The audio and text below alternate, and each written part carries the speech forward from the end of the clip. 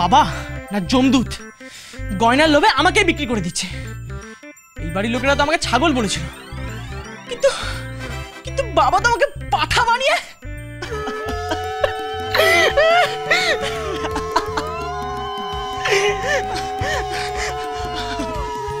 ও বাবা, ও বাবা, বাবা গো, ও বাবা, ও বাবা। চলো চলো সকলে, দেরি হয়ে যাবে তো। চলো অফিসে। আরে এলাম গো অফিসে। ও কাশিদা, আরে খেয়াল রেখো কিন্তু চারদিক। চলো সবাই চলো, দেরি হয়ে যাবে তো। চলো চলো, নদীর ঘাট অব্দি অনেক দূর। চল চল চল। চলে গেল, আমাকে ছেড়ে চলে গেল। ঠিক আছে, যাও যাও। কি ভেবেছো আমি এখানে থাকবো? কখনো না। তোমরা যাবে মিনির বউ ভাতে, আর আমি যাব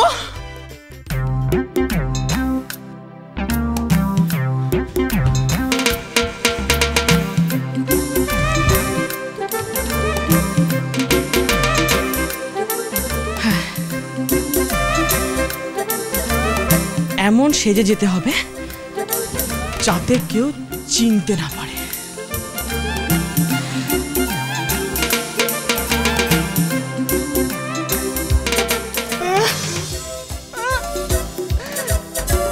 কিন্তু তালা।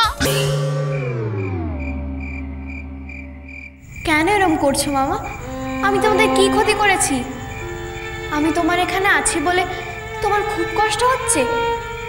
কষ্টই যদি হবে তো তাহলে আমাকে এখানে নিয়ে এসেছিলে কেন? আর কষ্টই যদি হয় তাহলে আমাকে বলো, তোমার কিসে কষ্ট বলো আমাকে। আমি বেশি কথা বলি? বেশ, আমি বেশি কথা বলবো না। তোর পেছনে কত খরচা হয় তার হিসেব রেখেছিস কোনোদিন তুই? খরচা? রোজ সকালবেলা যখন গন্ডে পিণ্ডে 4টে রুটি গিলিস তখন মনে থাকে আটার দাম কত? আবার দুপুরবেলা 1 থালা ভাত জানিস চালের দাম কত?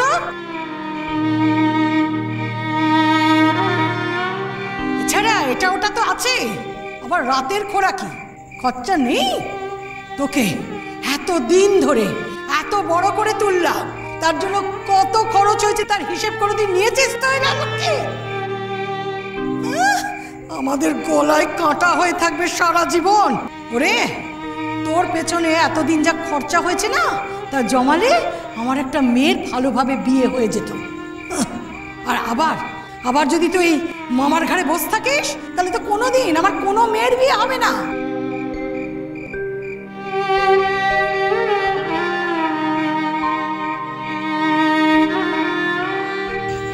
তখন থেকে শুধু একই কথা বলে যাচ্ছে, খাতি করবো না, খাতি করবো না।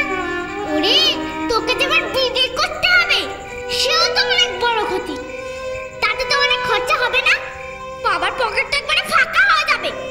কে জানে তখন আমরা ভালোভাবে খেতে পাবো কি না।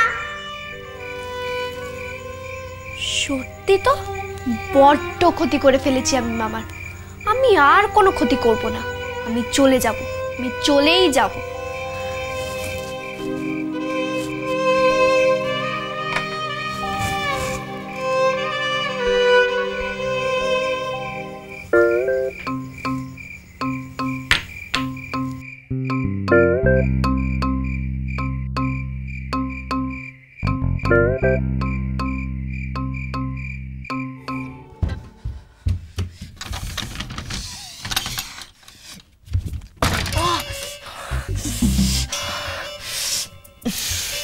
না, মাথা গরম করে চলবে না। মাথা ঠান্ডা রেখে বুদ্ধি বার করতে হবে।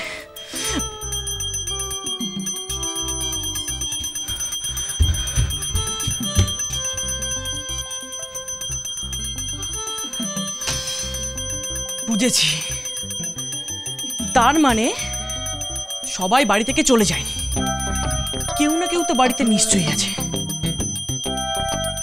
কে থাকতে পারে? মিনির মা, নয়তো ওই বুড়ি। বুদ্ধি বুদ্ধি বুদ্ধি বুদ্ধি, কি করি কি করি? তোর বাবা এমন খিদে পেয়েছে, বুদ্ধিও তো খেলছে না। পেয়েছি।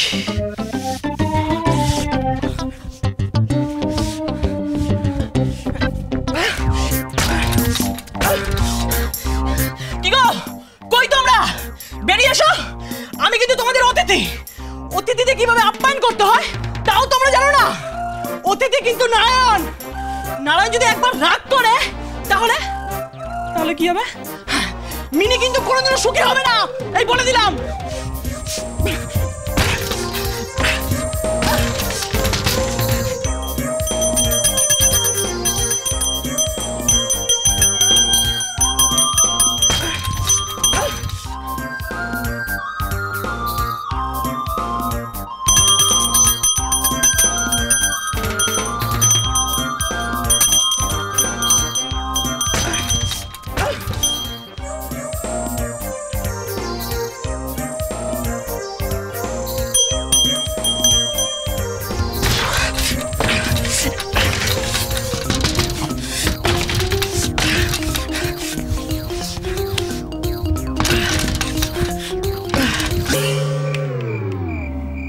রায়, সব খেতে বাস।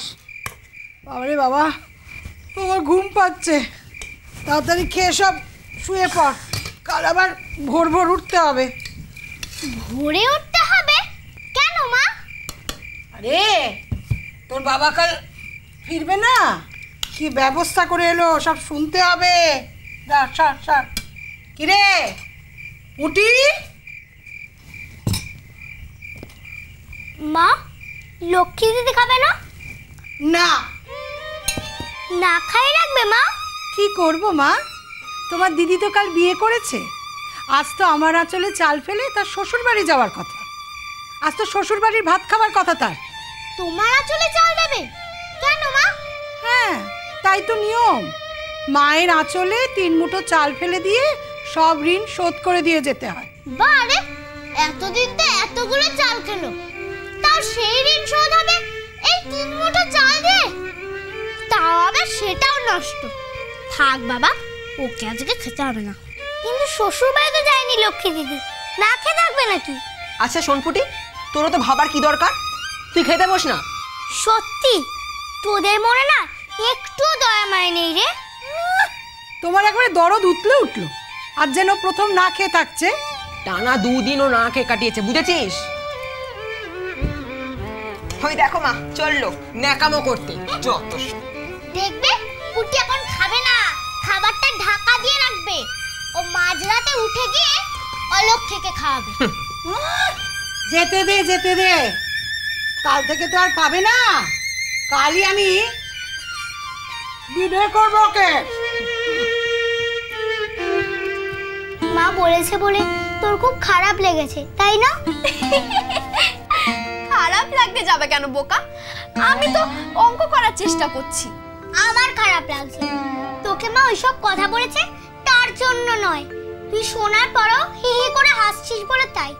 তুই যা ভালো বুঝিস তুই তাই কর।